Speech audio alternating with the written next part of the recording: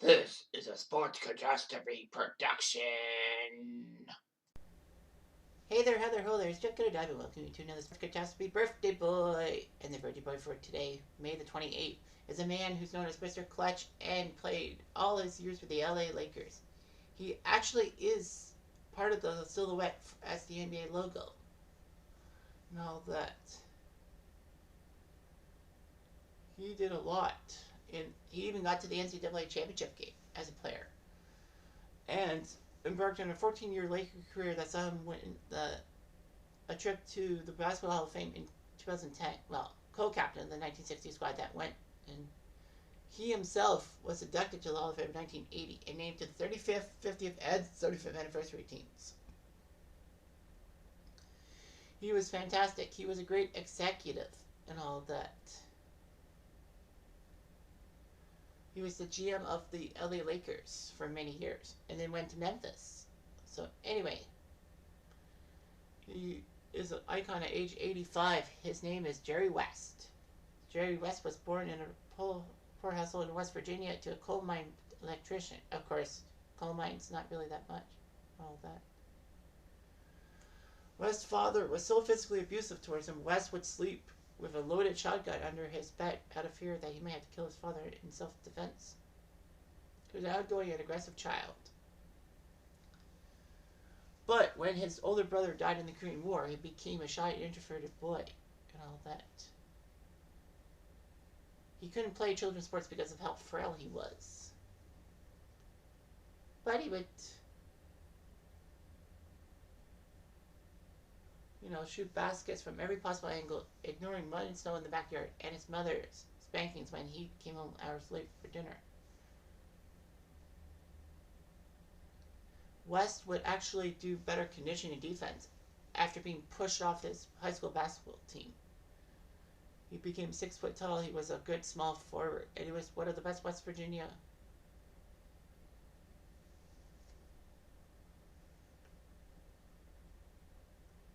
ever. So anyway, many universities showed interest. So he decided to stay in his home state and attend West Virginia. So he couldn't play for the varsity squad because back in those days, in the NCAA in the 50s, there was a freshman in the varsity squad. Freshmen could not play on the varsity squad, like the main squad. However, when he got to the main group, he was very good. In his junior year, he actually scored 160 points in 5 games in the NCAA. It was a 5-game tournament at that time. Unfortunately, they narrowly West, even though that he scored 28 points, 11 rebounds in the 1959 championship game against Cal Berkeley, as we call them, Cal, the Golden Bears. They lost 71-70, but he was still named MVP of the Final Four. And he was tenacious. He had a lot of tenacity and all that. In his senior season, he put up 30 double-doubles in 15 30-point games. He did quite well for himself, averaging 24 points and 13 rebounds a game at West Virginia. He still holds 12 West Virginia records. West would become co-captain of the men's basketball team at the 1960 Olympics for the U.S., alongside Oscar Robertson. Of course, back in those days, you send your best collegiate players to the Olympics and all that. And Jerry West did well. He was ready to go, and the 1960 NBA draft happened. So in that draft, he would go second overall. But it was a good move because the guy who went number 1 was Oscar Robertson. So, no big deal. So the Minneapolis Lakers, just before they moved to Los Angeles, took West. So he did his job and all that. His college coach was even hired to coach the Lakers. So, hey, you know what? Great job. West was a forward in his college days, but he was played as a guard. The Lakers were good. They had Elgin Baylor, Rudy LaRusso, and Rod Hundley and Frank Selvey, among others. The Lakers would always have troubles with being a good center, all that.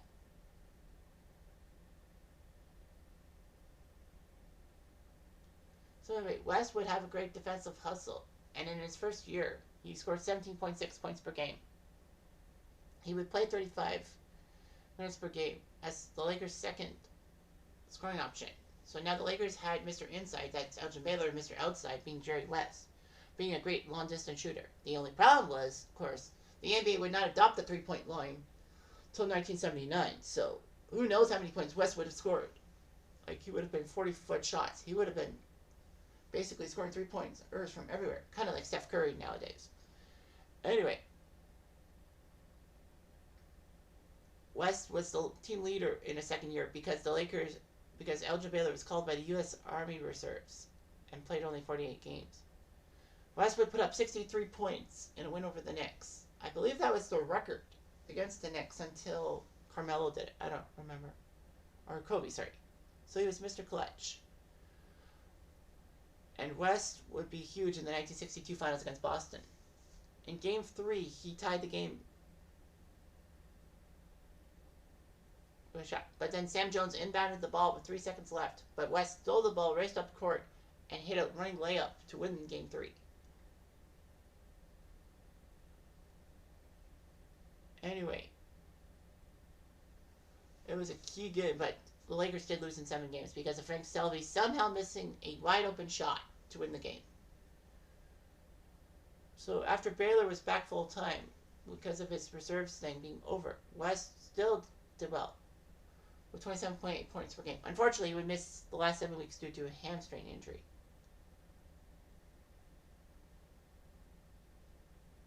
So anyway, West felt his problems were hurt, and he also had knee problems too.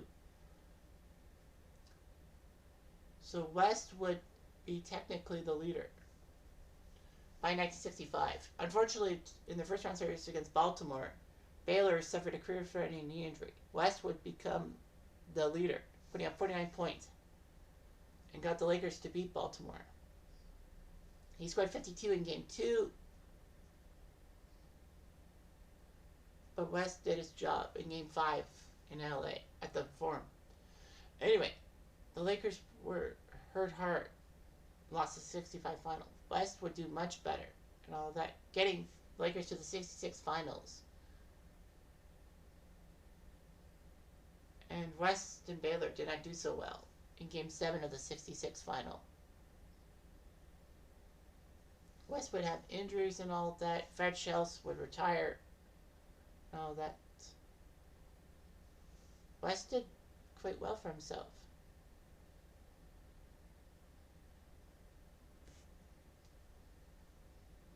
West knew what he had to do. All that. So anyway, the Lakers would make a giant trade July 1968, getting Will Chamberlain from the Sixers.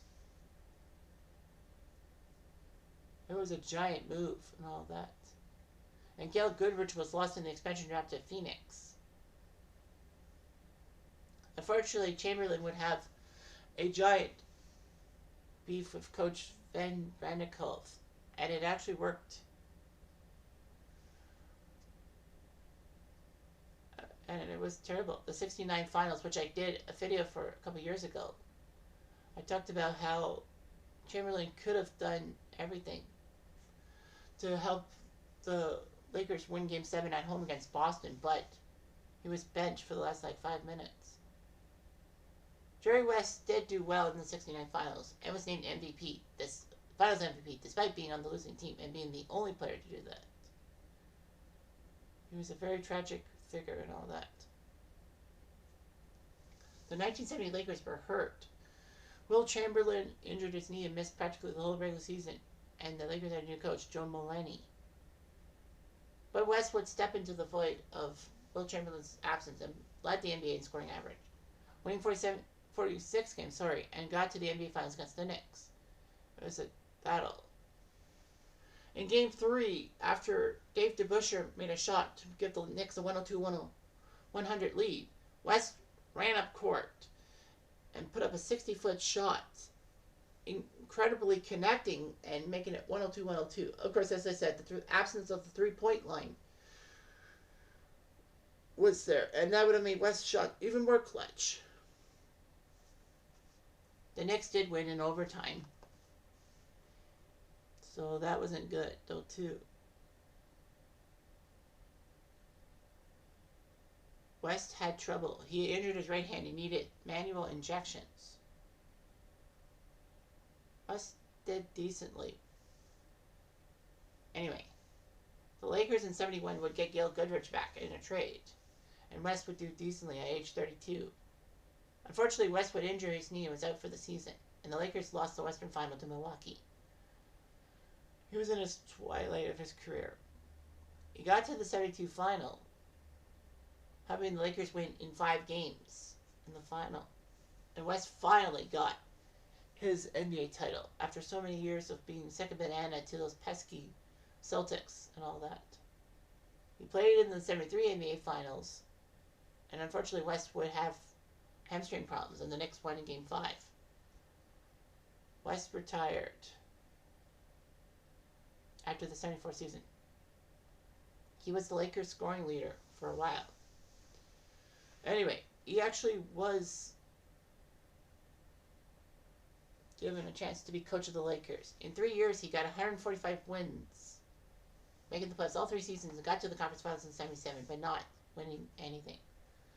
He became the Lakers manager, GM, before the 1982 season.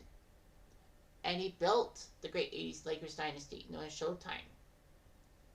You know, with Pat Riley as coach, Magic Johnson, Kareem Abdul-Jabbar, and James Worthy being key players and all that.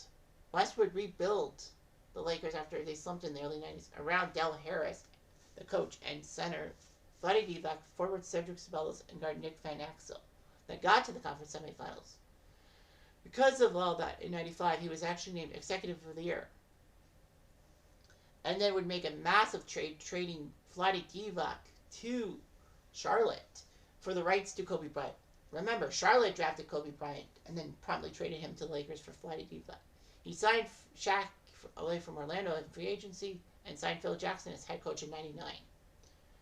West would actually depart from the Lakers at the end of the 2000 season, only taking 1 NBA title as an executive, even though the Lakers three-peated. In 2002, he decided to become GM of the Memphis Grizzlies, and he did very well. He got a solid team and won Executive of the Year in 2004. He would give up the GM spot in 2007. West would become a team executive for the Golden State Warriors, and actually got a couple of rings with the Warriors. West is now a consultant for the LA Clippers. Treason? I don't know. But anyway, 14 years with the Lakers, he did well. 932 games, 27 points per game, 6.7 assists per game. So he was quintessential. Injuries would haunt him. He would have been much better. In the playoffs, 153 games, 1 title in 1972, and many finals appearances, but never a title. 29 points per game, 6.3 assists per game. Well, never a title. Well, the Celtics denied him. 72, he finally won a title. As a head coach, he led the Lakers to 3 trips to the NBA playoffs, but his best mark was 77, losing the conference finals to Portland. West would actually be named Presidential Medal of Freedom from Trump in the Oval Office. He was a great guy. He had lots of legacy. I mean, the logo is kind of, the silhouette of West is the NBA logo, so what do you expect? The Lakers retired as number 44 in 1983, a couple years after he got named to the Hall of Fame. At one point, he was named the 3rd greatest shooting guard of all time. He was named the 14th best player in NBA history by The Athletic. He won 7 NBA titles as a general manager, both in the 80s Lakers and the 2000s Lakers.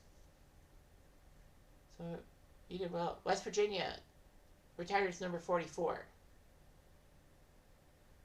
And all that. West married his college sweetheart, but divorced in 1976, having 3 sons. Jerry married his career wife, Karen, in 1978, having 2 sons. One of his sons played guard at West Virginia and married Michelle Wie, famous golfer, in 2019. He was introverted and nervous, but, you know, he was always there. All that.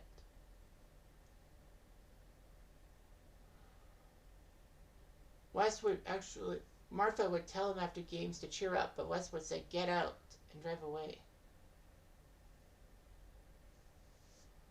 So,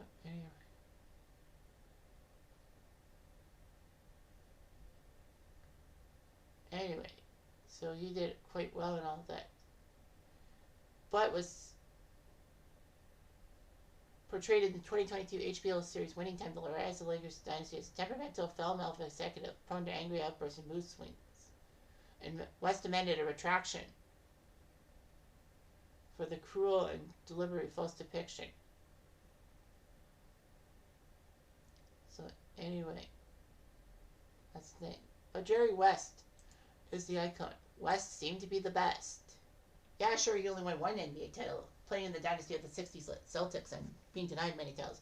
But hey, his silhouette is the logo. You can't beat that. Anyway, I'm Jeff Diamond. I do.